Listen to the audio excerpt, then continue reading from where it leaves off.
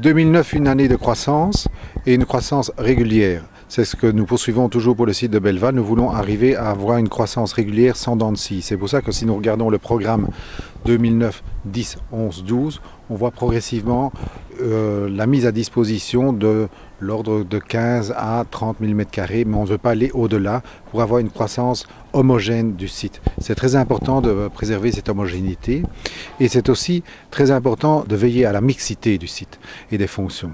C'est pour ça que nous avons aussi bien des bureaux qui s'installent, nous avons du logement, nous avons du commerce et nous avons maintenant de nouvelles activités du type logement pour étudiants, où nous avons beaucoup de contacts avec des développeurs qui sont très intéressés pour construire des logements pour étudiants pour être prêts à l'horizon 2014 lors de l'ouverture de l'université. De même que du logement pour personnes âgées, puisqu'on sait qu'au niveau du Luxembourg, il y a un manque de maisons pour personnes âgées avec une certaine assistance médicale. Je parlais aussi de la mixité des fonctions.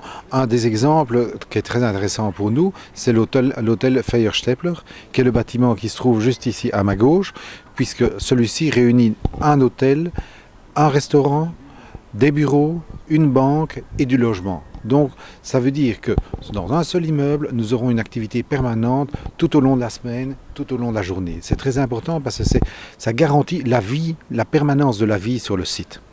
Ce qui est aussi important, c'est de voir qu'au niveau des accès, nous avons terminé, enfin les ponts et chaussées ont terminé lors du week-end de Pâques le poussage du tunnel de l'accès sud. C'est le premier accès qui se fera au sud du pays, donc la première liaison entre la France et le site. C'est par là que rentreront tous les frontaliers qui veulent venir travailler sur le site. Ça veut dire qu'il sera opérationnel d'ici une grosse année, 1 an à 2 ans, et donc de facto, ce sera un gain de temps pour les frontaliers.